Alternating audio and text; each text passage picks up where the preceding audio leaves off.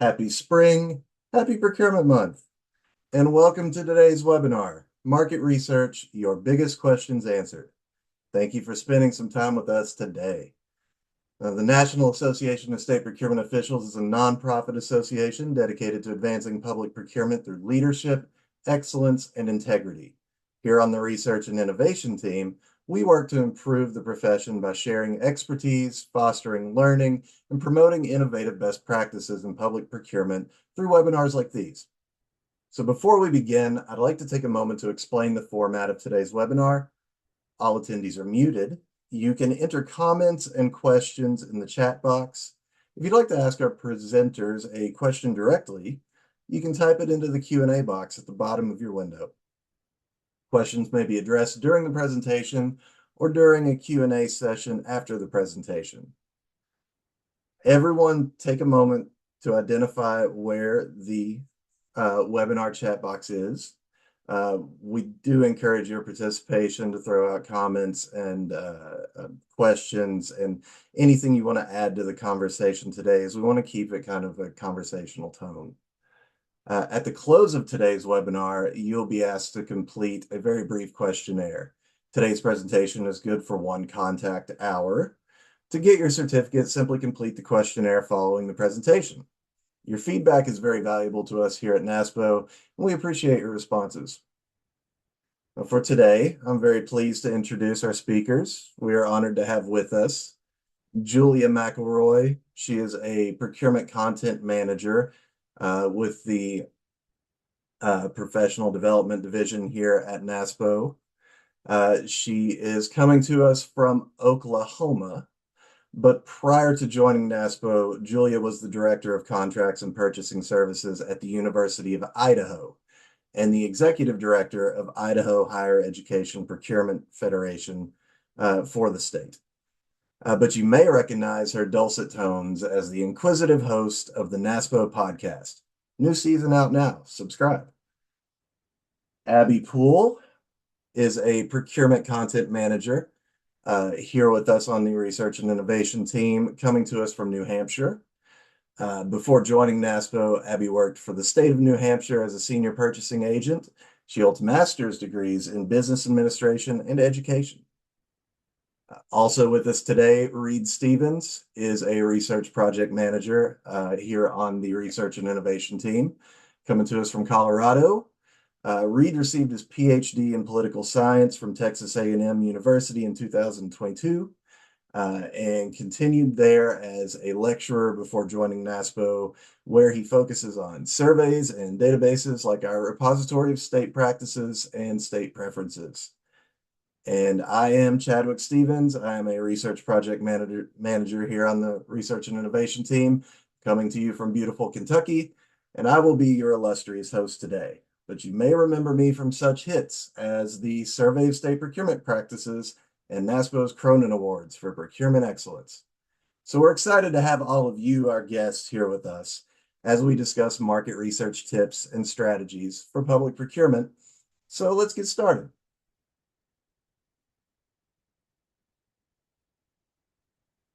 So what are we going to be talking about today? We're going to be talking about your questions. And how do we know what your questions are? It's not because NASPO stands for the National Association of Super Psychic Observers. You told us when you registered for this webinar, you were able to tell us what your pain points are, issues that you'd like us to discuss, questions that you had. So we've taken those and kind of put them into broader categories and posed hypotheticals or example questions for us to mold our discussion around today. So the panel will discuss the most popular topics that we identified from your responses. And don't worry, there will be an additional Q&A session after we get through this initial list as time allows. One other thing we asked you is simply, how often do you perform market research? And so we see the results here of your responses. And it looks like just over 80% of you are fairly experienced. You either perform it always or sometimes. So you've got some experience there. Uh, Once again, I would encourage you as we're having these discussions to, you know, put your examples, your comments out there in the chat box. Resources or things that you found useful. I want to make this a sharing environment. But let's go ahead and start the discussion. So our first issue, identifying suppliers. And our questions, what are the most effective strategies for identifying qualified suppliers? Julia, you want to get us started? Thanks, Chadwick. Hi, everyone. I'm so glad you're here. This is such a great topic. And actually, it was the most asked question. Everyone wants to know about suppliers. They're everywhere, but sometimes it feels like they're nowhere when you're looking for them, right? So some of the key strategies that we've identified is number one, if you have suppliers that you do a lot of business with, continue to cultivate that relationship, because there are times often that you need to go back to them and say, hey, I need your help with some market research that I'm doing. They can point you in the right direction.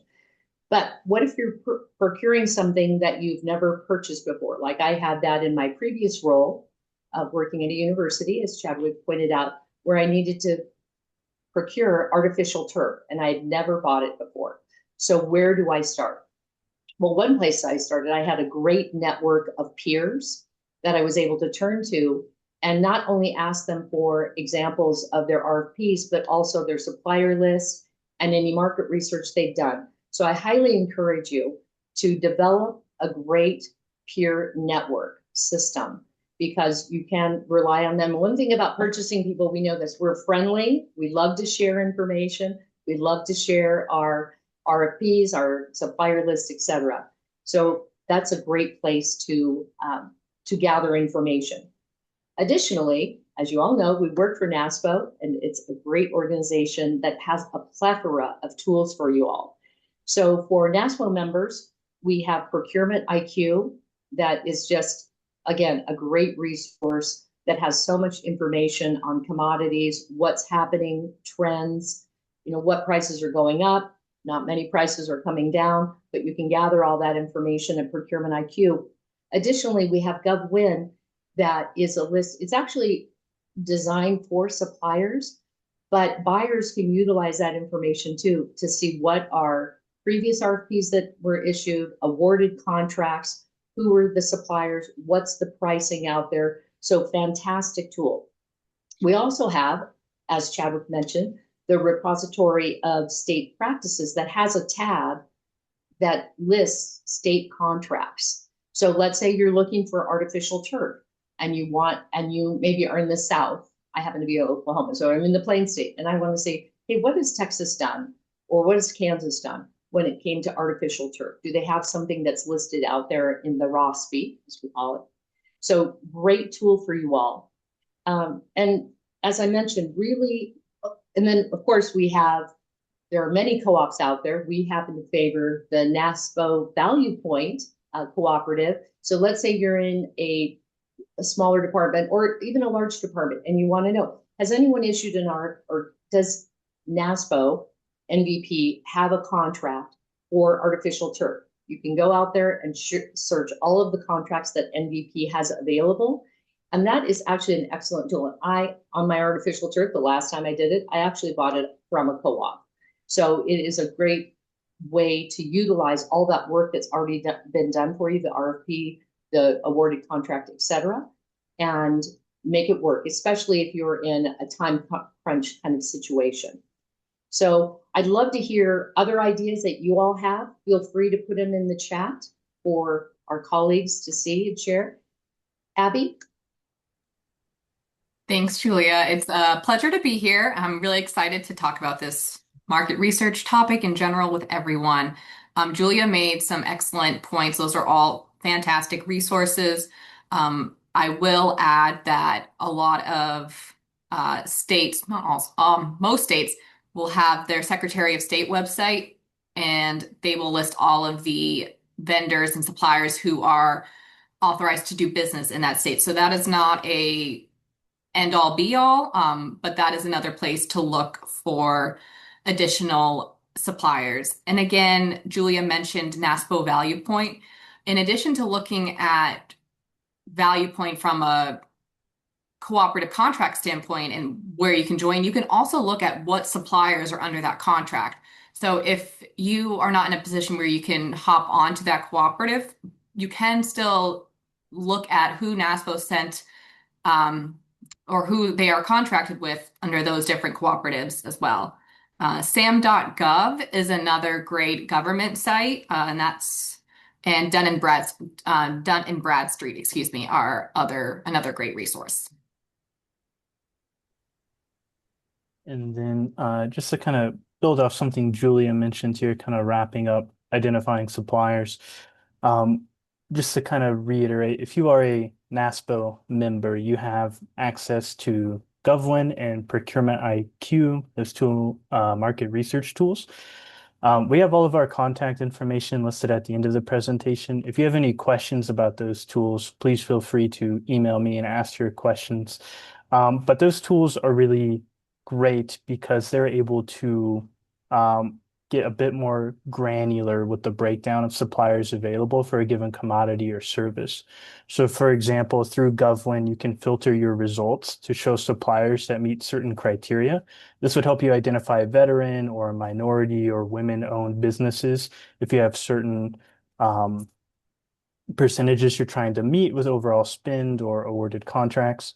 In addition, Procurement IQ has a supplier diversity breakdown as well, and they provide percentages within a given commodity or service for how the overall supplier makeup is for that particular good or service. So again, we're going to mention GovWin and Procurement IQ a lot. I encourage you, please reach out to me at the end if you have questions about those, but just to highlight those tools a little more. But that should, oh, go ahead, Julia. Just to that point, again, I came from a 30-year public procurement background. And when I joined NASPO and I went to GovWin, I was like, holy cow, there is so much information. So I encourage you all to try not to be overwhelmed by the kind of the website and the amount of information, because it's a great tool that you can whittle down. Again, as Reed said, if you're looking for a specific type of supplier like that, veteran owned, et cetera, that you can do that search. And so it's really a super helpful tool. But when you first go out there, it's a lot, but you can also narrow it down to exactly what you're looking for. And the second part of our question here, Abby, Julia, from your experience, what can folks do so that suppliers are aware of and more responsive to solicitations? What have you had success with in the past? Yeah, so Abby, I'll take that for a sec, and then please feel free to chime in. So from my experience, supplier development is critical, right? So you want for the supplier community to be interested in your organization. So it really is a two-way street. They have lots of folks to call on, and it's not just, I have something to buy, let me buy it from you.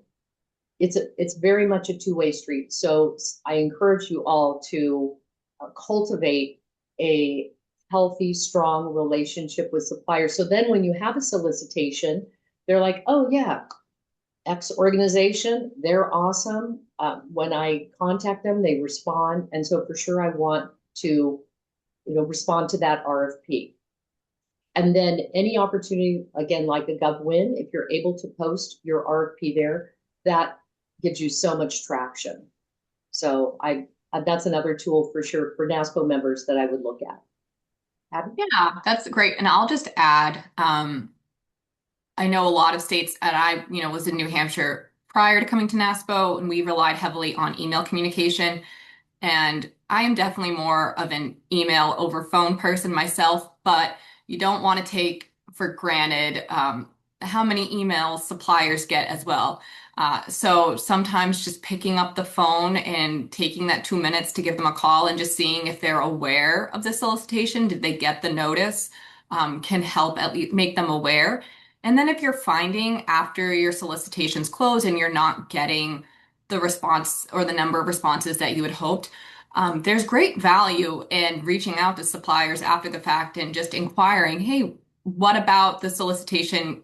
Did you not bid? Was there a timing issue? Was, the scope of work not clear? Anything like that. And that can help you, maybe not for this initial solicitation, but in future solicitations, help expand that response. Excellent. Thank you all. Go ahead and move us along to our next topic. So where to start? For procurement professionals who are new to market research, what structured approach or framework should guide the process from initial inquiry through solicitation development? Abby, you want to start with that one? Sure. So I think first and foremost, in procurement, you don't want to be a passive recipient of the information you receive, whether that be from a user agency or from various news sources. You want to be actively going out and verifying this information yourself.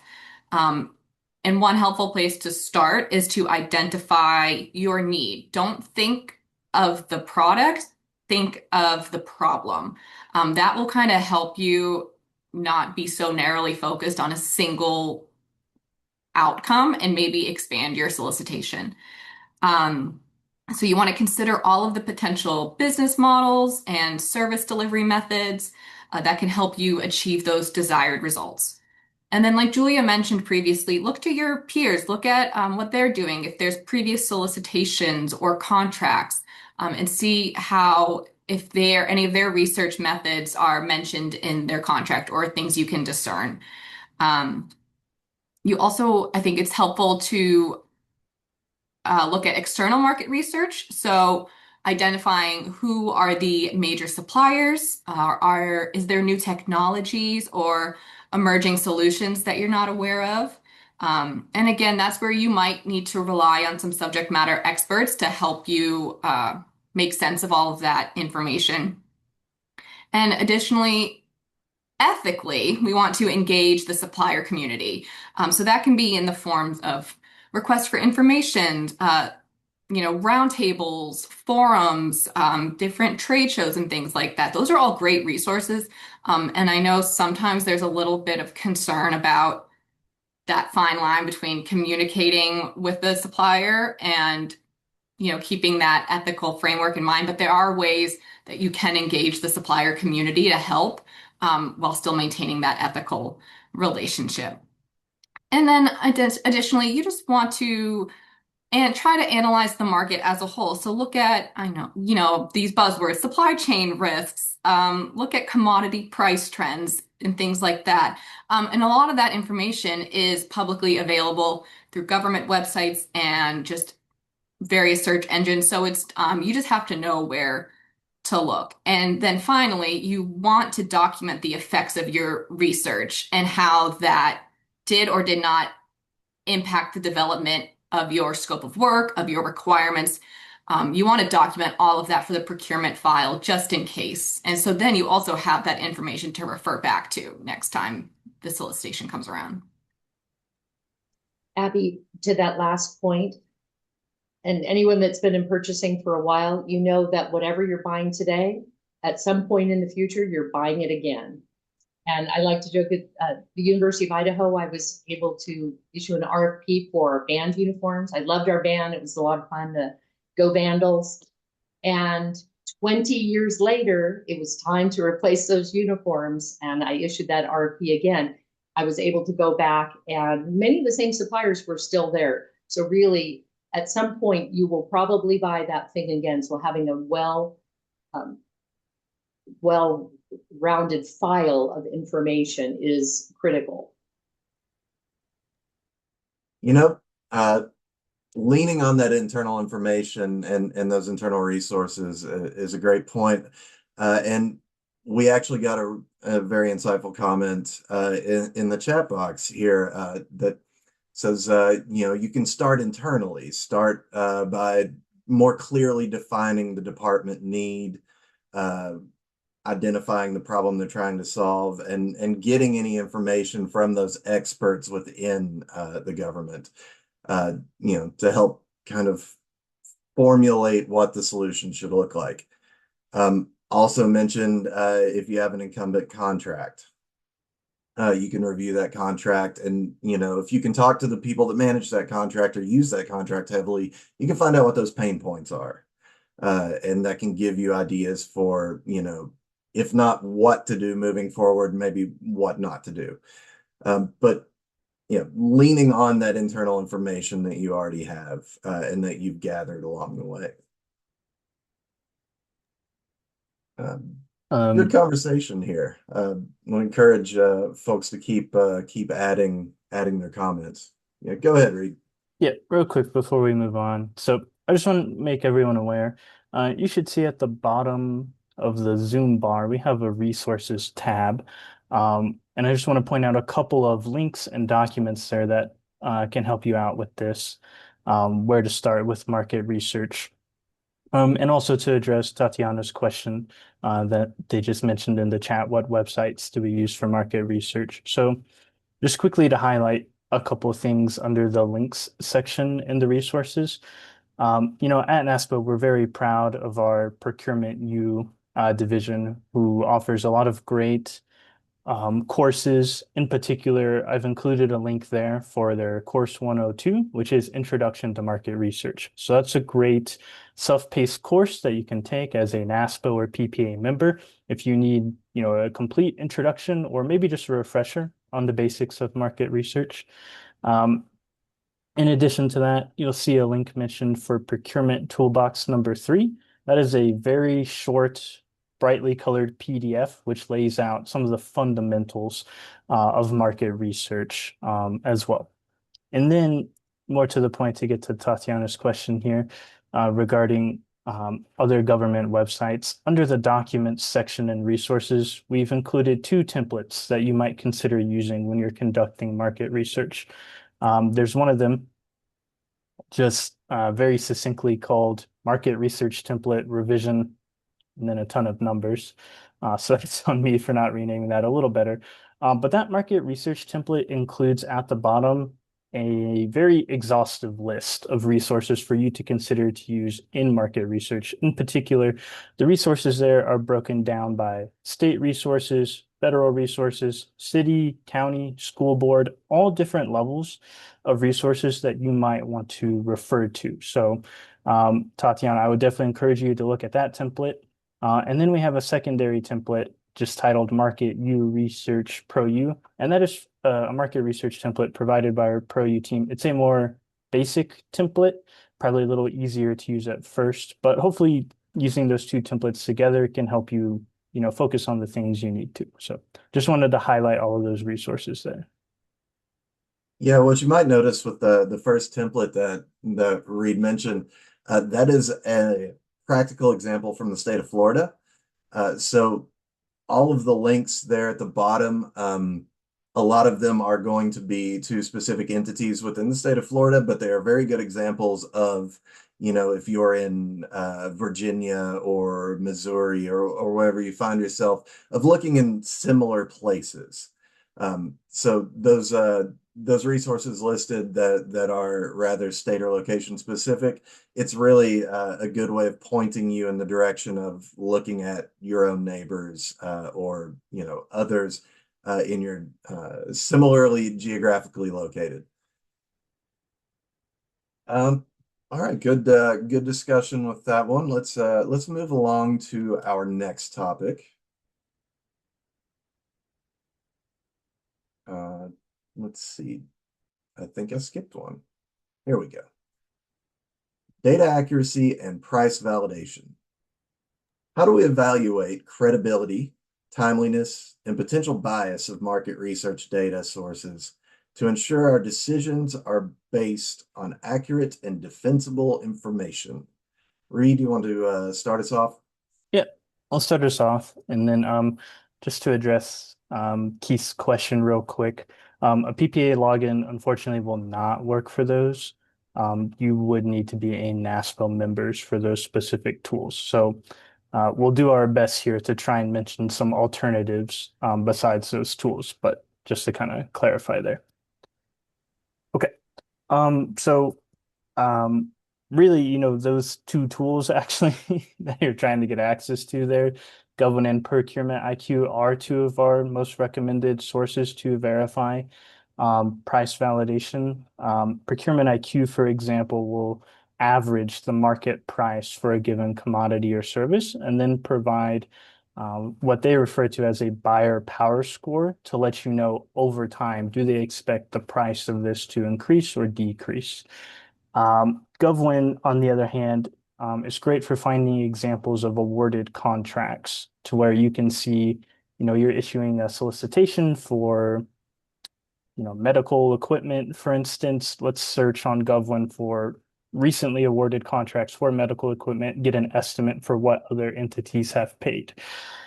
All that being said, if you don't have access to those two tools, really your best resource, as Julia kind of alluded to in answering the first question, is going to be your peer network. I would encourage you, if there's a project you're working on and you need to, see what other entities have done for similar contracts, post on the PPA network, asking, hey, does anyone have an example document or a recently awarded contract? We see this all the time on our NASPO member network. Constantly, people are sharing solicitations with each other. Really, collaboration within the association, I can't recommend it enough. Just for a more timely example, we've had a lot of discussion recently on the NASPO member network about how to navigate, increases in oil prices and everything going on related to oil. So really lean into your peer networks, post those questions on them, give others the opportunity to reach out and share what they've done. And when you're talking about credibility, there's uh, a kind of common approach that you can take. A lot of procurement officials can evaluate market research data by applying a what they call a CRAP test. That's a fun acronym: currency, relevance, authority, accuracy, purpose. So the fun acronym CRAP for determining what information is legit and reliable. So, checking the publication date of any reports that you're reading or the data collection dates, so that you know whether or not, you're looking at information that was gathered multiple years ago. Or relevance, or is it analyzing the actual category of commodity or service you're looking at or looking for? Authority, who is it that has created this information? Are they a valid authority on that particular topic? You are here at a NASPO webinar, and as an organization, we represent procurement. We're talking to you about procurement practices. That's, kind of an example of like, well, I personally am not going to call myself an authority, but my esteemed colleagues on this panel most certainly could. But that's kind of a trustworthy example of where you could get some information. Accuracy, purpose, the purpose of the information. What is this reporting being put out for? What is its particular goal? Who has funded it? Are there, some underlying motives? So all that to say, a lot of times your professional organizations, not necessarily advocacy leaning trade groups, but professional associations that study those particular industries, will have up to date and accurate, valid data for you. The same with your government sources, your Bureau of Labor Statistics, your Consumer Price Index, your Producer Price Index, your SAM.gov. You know, these big government sources typically are going to be as up to date as you can find and readily reliable. And then I would also suggest using a variety of trustworthy sources once you've identified some of these sources that you can go to, because you may be getting pieces of market information from various different points, but if you put them all together, you can get a more comprehensive view of the market as a whole, not just the forces maybe impacting supply and demand, but also tariffs or regulations that are putting upward pressure on prices, that sort of thing, or constricting the amount of suppliers in the market. And as we pointed out with part of our previous discussion, some of the data that you can lean on should be internal as well. Your past contracts, prices that you paid previously, suppliers for the particular categories. This is information that presumably from your own department should be reliable. Julia or Abby, you have anything, any examples or anything you can add to this particular topic? So again, I've mentioned relying on your peers a few times, but here's another opportunity. We're all in public procurement. So for the most part, unless either the RFP or the contract doesn't allow for price sharing, and especially in your region. So if you happen to be in the South, let's say, and you're in Alabama, that you could turn to your colleagues in Georgia and say, hey, I saw that you issued an RFP and awarded a contract on this thing. Can you tell me how much you paid for it? And again, it's public information. Hopefully you don't have to go through like a public records request to get that. But in some states, like in Idaho, for example, we just prior to me leaving, we had to list all contracts. So any contract that any state agency, including universities, had signed were uploaded to a searchable Excel spreadsheet, basically, that any person, so any person from the public could search and see what that contract was, how much we paid for it. So I think that sometimes maybe some suppliers would rather us, keep that information to ourselves. But again, we're in public procurement. So the public, including us, including other buyers, have access to that information. So relying heavily on your peers, especially in your geographic location. Excellent. Yeah, always good to lean on your network. There's no need to reinvent the wheel. If somebody has had success, they've found good sources, ask them for it. Ask them for their experiences, so that, learning from collective knowledge. So our next topic is kind of on a similar vein, tools, resources, and data sources. What tools and platforms are most effective for public sector market research? And then a second part, how should agencies assess the reliability and appropriate use of emerging AI-based tools? And I kind of want to take these a little separately. I'll speak to the first one. My first stop when performing any kind of research typically are to find government sources. They are free to access. So for market research, you can do the Consumer and Producer Price Indexes, the Bureau of Economic Analysis, and the Bureau of Labor Statistics. These are federal entities, but they will have reports based on certain industries or categories that can provide a lot of valuable insight. as well as some analysis of pressures, both internal and external, that are impacting markets. Um, you know, just like the federal government collects and puts out some of that information, it's likely that your state does as well. So your state economic reports and economic statistic databases.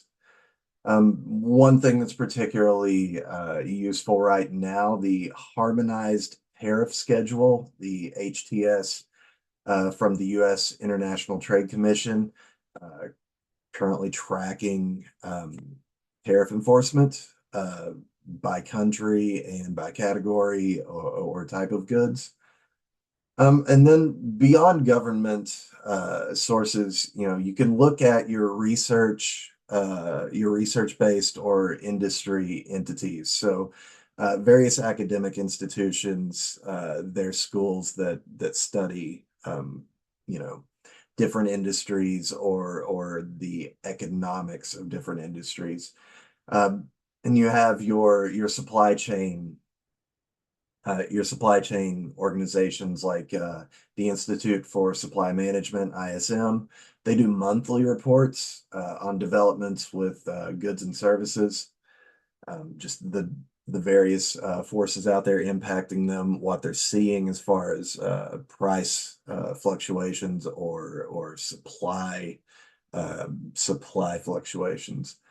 And then, your state chambers of commerce, these are, trade groups for businesses that are going to give you a little more of a localized look at the economics of various industries on the ground within your state. So that's just a couple of things to start with. Reed, you got some more resources for our folks? Yeah, so I'll mention um, GovWin and Procurement IQ again. I'll also mention another resource, GovSpend. That would be another subscription that you'd have to consider, of course, paying for. But that's another great resource for looking at total spend across states, across counties. You can break things down by commodity or service. You can look at individual purchase orders. So not trying to be, a software salesperson for all these different platforms, but they do exist and are worth considering, if the budget allows for it. Beyond that, I mentioned Procurement IQ being a NASPO member benefit. One thing we are able to do here at NASPO, though, is pay for quarterly commodity inflation reports that we are then allowed to publish and share publicly on our website. So if you go to the resources tab again here, the third document listed there, or it might be listed at the top actually, is Procurement IQ first quarter commodity inflation report.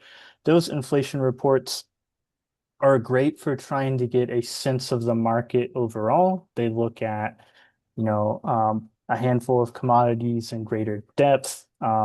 Especially useful are the commodities related to raw materials, because those are probably going to impact almost every sector if raw materials see price increases. So you can find those quarterly reports. Those are published on NASPO's content library every quarter. So while we can't give full access to Procurement IQ for PPA folks, unfortunately, we can at least share these quarterly reports. And then just to briefly touch on the second question regarding appropriate use of emerging AI-based tools. I mean, really, we just encourage caution, making sure you're not uploading any state data that you should not be uploading, that those models will suck up and absorb.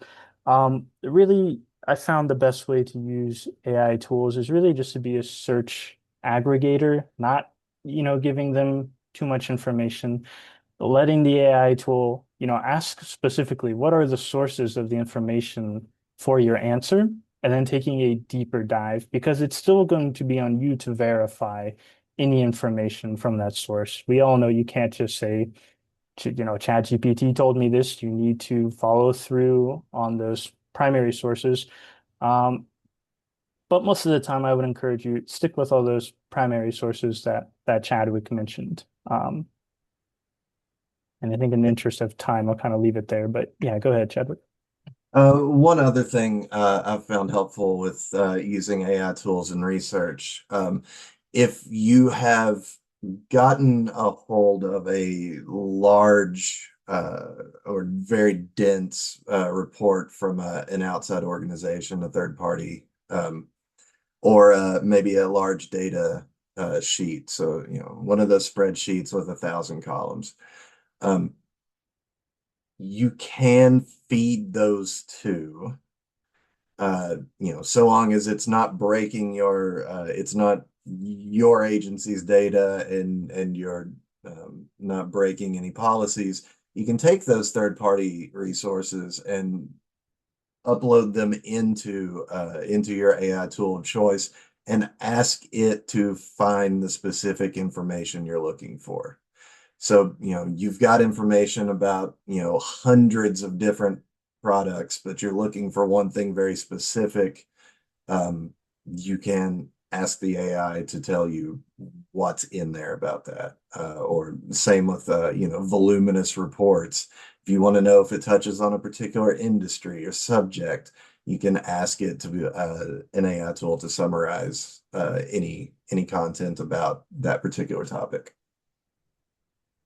Yeah, and Chadwick, one thing I'll just add really quick before we move on is I think a lot of people that come into public procurement come in from various different backgrounds. Many, I think I would wager most of us are not trained economists of any sort.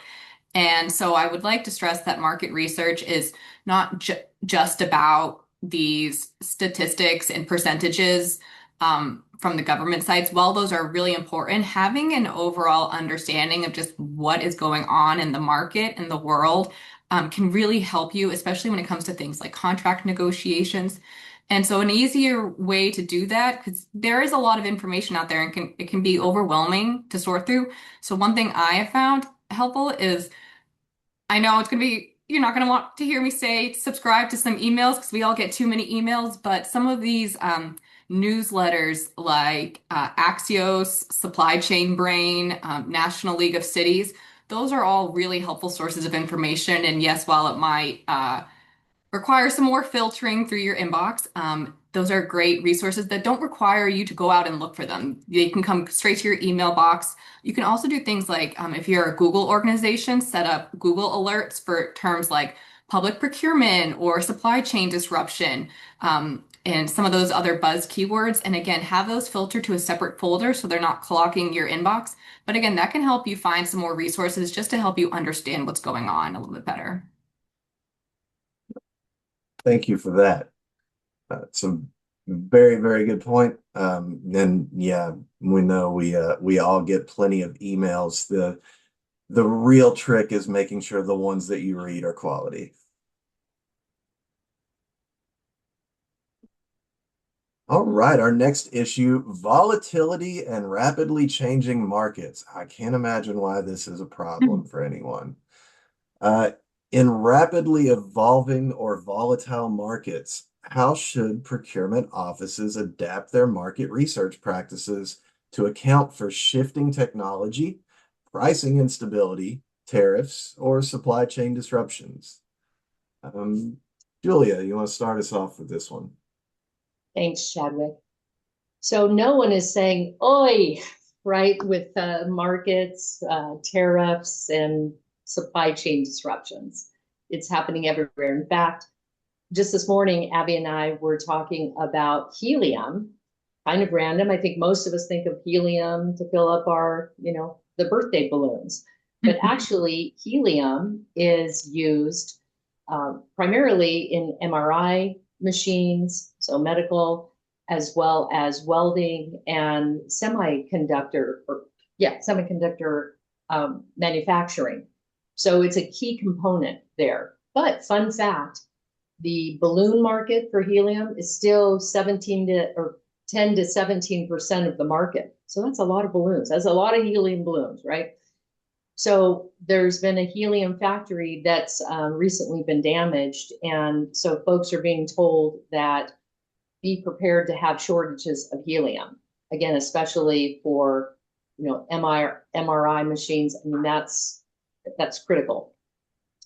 So what do you do when you have all these disruptions? Well, you can't rely on static market research anymore. I mean, you have to be approaching this by taking in a lot of information, as we've already mentioned, procurement IQ for those who have that option or that availability, but also some free resources that we'll have at the end of our conversation today to really do a blend of market research and engagement and risk-based decision making. Like, for example, let's say every year you buy your snow tires that you'll need in December, but you buy them in June. But you see that that market is super volatile right now. Maybe you buy sooner, knowing that you will need them down the road, but you're buying them at a slightly less, a lower cost, buying them early. So it's just key to be, and this is, I think it's really good to be sort of a specialist right now, so you know what's happening in your specific market. So if you are a person that buys fuel for your organization, you know what's happening with that. You have a baseline to be able to compare like your contract to what's happening in the market. So just really critical to just be up on as much information as you have available. Abby? Thanks, Julia. Yeah, I think it's important to note that this idea of just, I have a solicitation coming up and now I'm going to conduct my market research, may have worked in the past, and in some cases it's still a fine approach, but I think being more proactive, and just continuously maybe, having a cadence of when you conduct your market research will help with the volatility we're seeing now. So if you are a buyer and aluminum is a commodity that's, in whatever good or service you're trying to procure, then you want to track aluminum prices at a set cadence, whether that be daily, weekly, whatever works for you, just so you can kind of keep track of that, will help with some of the volatility. Additionally, you want to try to, as much as possible, shorten the research to posting solicitation timeline. Because if you're conducting your research, your market research, 6 months ago, and then you put out the solicitation, things might change. So whatever you can do to kind of shorten that or compress that timeline, will help as well.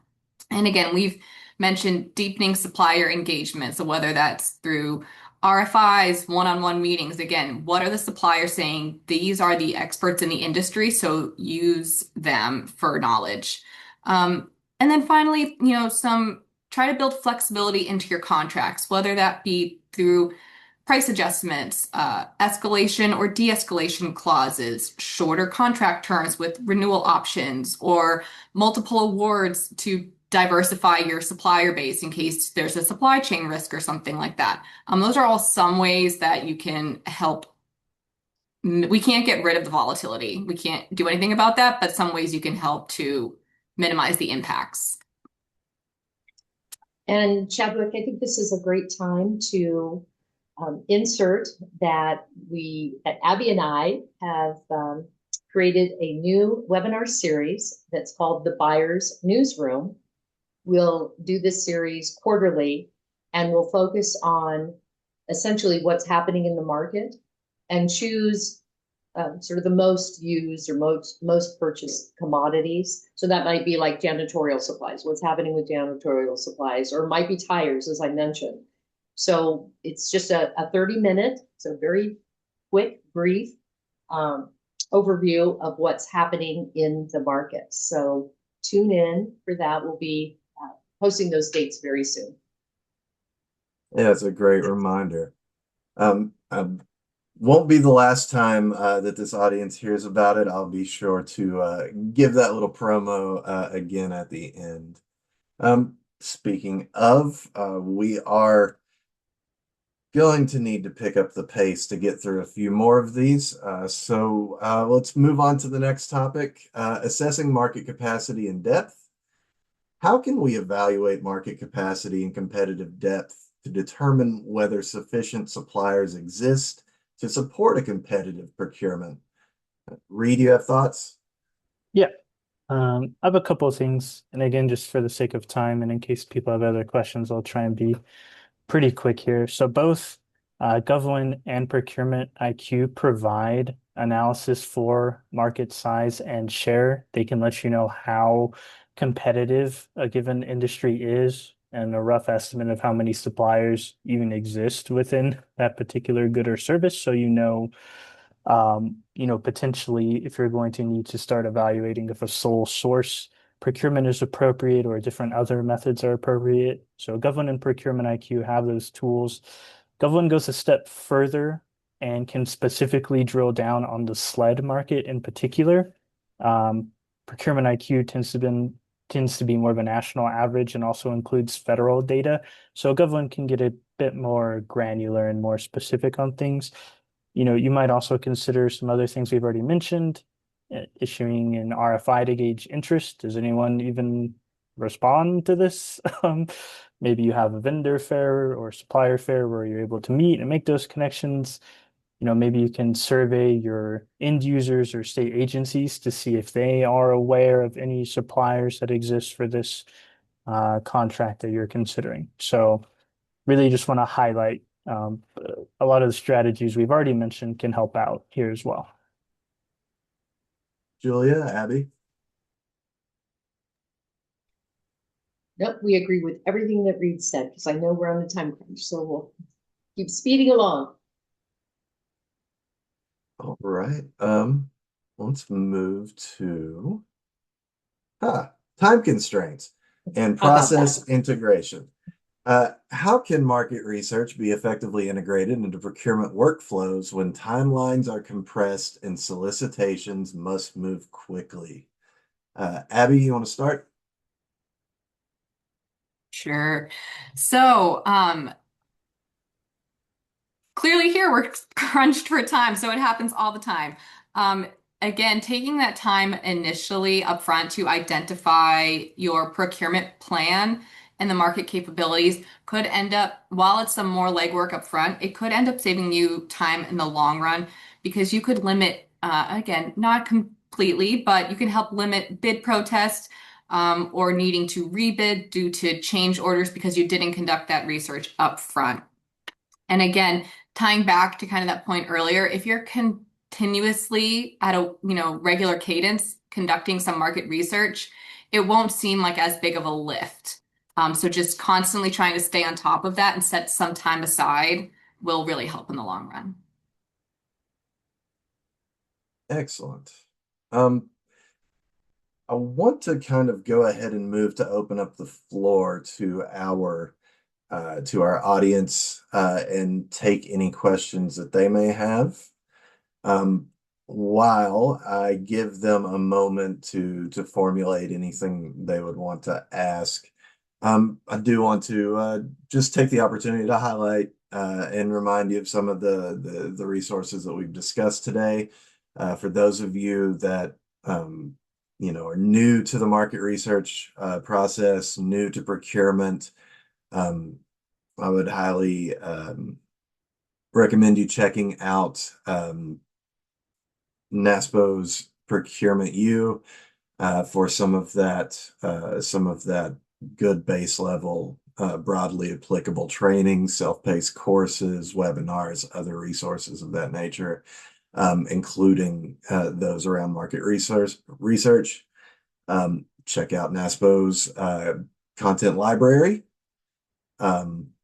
where it's, we have you can find all of those quarterly commodities reports. You can find various other publications, webinars, and resources around market research and more than a dozen other topics as well. And, cannot emphasize it enough. Procurement folks got to stick together. So, when in doubt, talk to your peers. Ask somebody who's done it before. Let's see what we've got coming in. Well, we've got a comment here. Market research that is holistic, not just look at current pricing, but determines the method of solicitation risks and mitigation strategies. Yeah, that's another good thing. The objective of your market research, it's not just a benchmark pricing. It's not just to kind of wrap your head around what the solution might entail or what you can expect to spend, but also, identifying risks in the market and, informing that procurement strategy. What's going to be the best way to secure a contract with a supplier that provides the most benefit to your constituents. And Chadwick, we had a quick question from Keith Mhm. about supplier references. Just want to dive in for a second. Yeah, of So course. my recommendation is, especially if you're in an RFP process, you want to be consistent with the questions that you ask on those references. And typically it's going to be, how long have you done business with this supplier? What's your overall impression? What are their strengths and what are their weaknesses? Then again, document that. If you're in public procurement, you want to document all that and have it as part of the file, keeping in mind that, like, when we apply for a position, we're putting our best references forward, right? So suppliers do the same thing on their references. So just kind of keeping that in mind, but you want to be consistent. So because we're in public procurement, we care about fairness and transparency and ethics. So making sure that we ask essentially the same questions of all references. That's a good point. One more thing I'll show you. Everyone registered for this webinar will receive a copy of the slides. There are some resources on the final slide with direct links to them. These are a lot of the things that we had mentioned today. By no means exhaustive, but these are some places that you can start on your journey. So those will be available. You will get these slides in a follow-up email, just so everyone is aware. And with that, let's see. Okay, that will conclude today's presentation. I want to thank Julia, Abby, and Reed for the valuable information they've shared today and for working with all of us here at NASPO to bring it to you. Thank you all for attending this webinar today. You'll receive a follow-up email containing today's slides and materials. Remember, the webinar qualifies as one contact hour for your continuing education credits. And to receive your certificate, simply fill out the survey in your browser window once you've exited the webinar. This webinar has been recorded and will be available for viewing on the NASPO YouTube page in the coming days. Any questions entered into the chat and Q&A boxes have been recorded, and we will try to follow up via email for any that were not addressed during our presentation time. Don't forget to check out the upcoming webinars and other events at NASPO.org. Next month, as they mentioned, Julia and Abby will kick off a new webinar series, The Buyer's Newsroom, Market Info for Public Procurement. Registration is open for the first ones, so do your future self a favor and sign up now. And you can catch Julia on the NASPO Pulse podcast on all major podcast platforms. Thanks again to our fabulous panel. Thank you to you, our wonderful guest. We'll see you next time. Everyone, have a great day. Thank you. Thank you.